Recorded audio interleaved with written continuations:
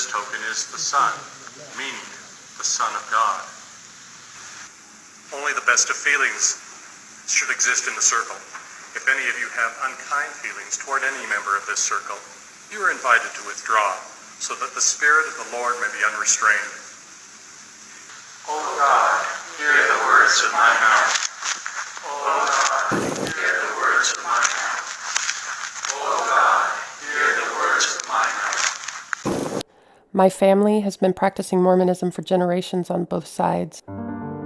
There were family members on my mother's side who were married to Brigham Young. I think 2, an aunt and a cousin because he was a polygamist. My parents are not religious. My dad was raised Catholic until he was 11, but left it behind when they moved out west. My parents didn't raise us religious. When I was about 12, I started asking my mom to drop me off at different churches to check them out. I went to the Catholic Church. I went to every kind of religion, really. I was very inquisitive. My parents were pretty strict in the way they talked about the church. They were really fierce about some things. They were pretty odd people themselves. My father is an artist and would say things like, "In life, just as in art, negative space is just as important as positive, almost more so." And then he'd couple that with things like, "Don't touch yourself," or "It's morally wrong," when hearing things about gays on TV. If the church was a Cadillac that you were supposed to drive, they could only afford a Pinto. It still got down the road, and it had all the same things, but didn't ride the same way. My parents and both of my grandparents were practicing Mormons. Growing up Mormon as a child was very restrictive. Some of the rules of conduct were no piercings, no alcohol, no swearing, no hot drinks except hot cocoa, no PG-13 movies. We were also not allowed to say things like "I'm pissed" or "I'm angry" or any sort of language like that. The Mormon Church has a thing called the Word of Wisdom, which is a guideline for health. It sort of created an environment in which you weren't mingling with people that didn't also live by the Word of Wisdom. But there were also rules about how you dressed. You had to dress modestly. There were unwritten rules about who you spent your time with for sure, because you wanted to hang out with LDS people who were living by the same standards that you and your family lived by. In a lot of ways, looking back on it, there is a lot of soft Christian culture within these rules. It's really true to the tenets of Christianity, such as be kind, be true, treat people the way they want to be treated. I'm actually quite thankful for the church growing up. In most other cultures, my parents would have been on welfare because of how poor we were, whereas we always had a home. There was always food. There were always clothes. This was all mainly because of the church. The church made it an okay thing that we were poor. Nobody judged us for it. My mom told me that they didn't like women in that church, and I said, that can't be true, not really knowing, being only 14 at the time. As a man, you are supposed to be strong and in charge and take care of everything and everyone.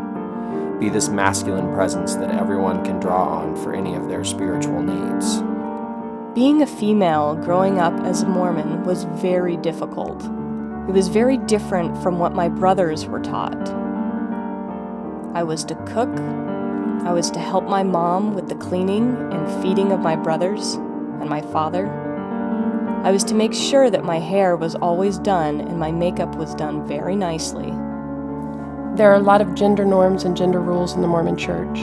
My own family did a decent job of navigating those norms. My mom worked outside of the home, and my father was very determined to make sure that all the girls in my family knew what we had to do to survive. Things like changing your own tires and taking care of your own car and building retaining walls in your garden. I think we managed to stay clear of it, but I would say that I was exposed to them a lot through other families. It was definitely part of our culture that men had certain responsibilities and certain callings within the Mormon Church, and women had different responsibilities and different callings within the Mormon Church. Growing up as a male-bodied person in the church, you were given a lot of culturally subtle preferential treatment. When you are going through the levels of the priesthood, at 12 you become a deacon, at 16 you become a priest. That endows you with these sort of spiritual powers that women don't have access to, and you're seen as more central to how things function in society. Watching the lack of power that I saw my mother have was really hard sometimes. And that was even with my father being a very good man. I don't envy any of my friends who are women that grew up in the church. My family was just like every other Mormon family in our community when it came to viewing non-Mormons. There was definitely a stigma there. We called non-Mormons the Gentiles, and we were only supposed to talk to them if we were trying to show them how good we were, or to show them that we had the right path. My family really enjoys people, and I think that other people's religious beliefs within our interactions with them was a non-issue.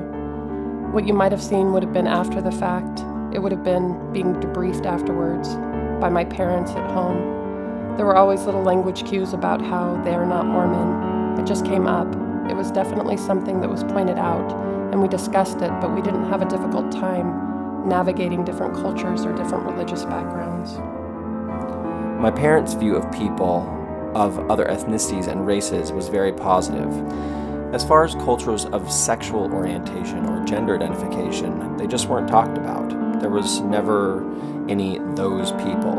It was almost like you view it with sadness, like, oh, I hope they find the light. It was just not a part of normal culture, and it wasn't really discussed. My oldest brother was gay, and he hid it from our family for many years, not wanting to tell my mother and father. My mother had a best friend when we were growing up who was a man. I think they were friends for something like 10 years. And as soon as she found out he was gay, she cut him off and wouldn't talk to him. My brother, who was very young at the time, was in the room when that happened, and he took that to heart.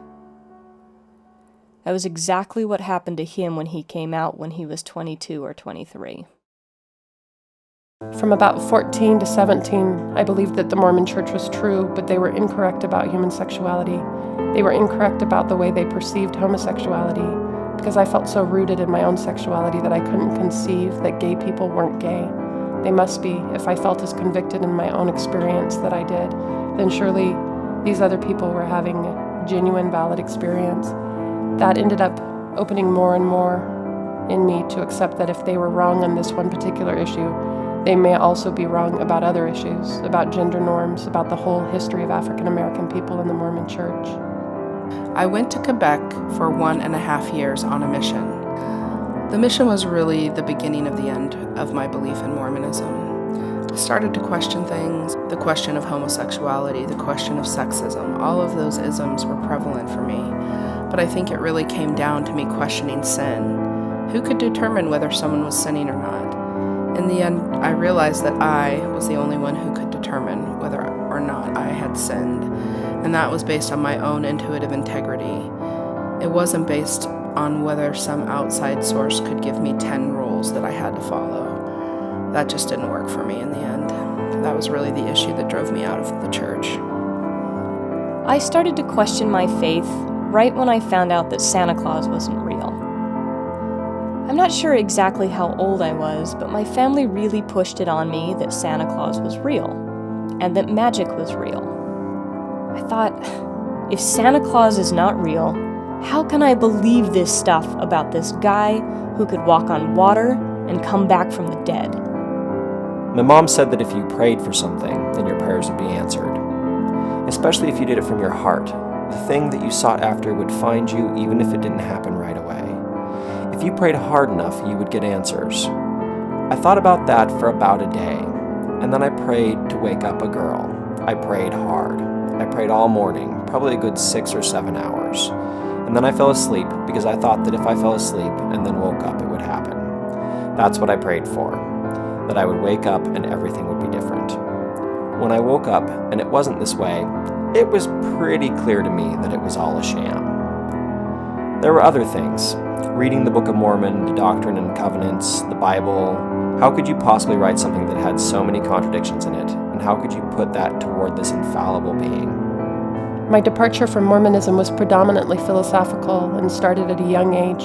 It was this really well thought out blooming of an understanding about the idea of a universal truth. I could at a really young age conceive of the possibility that somebody of another faith was also saying, this is the ultimate truth, this is the one true church. and they weren't any more correct or any more wrong than my people were for saying the Mormon Church was the one true church. I started understanding how culture played into belief.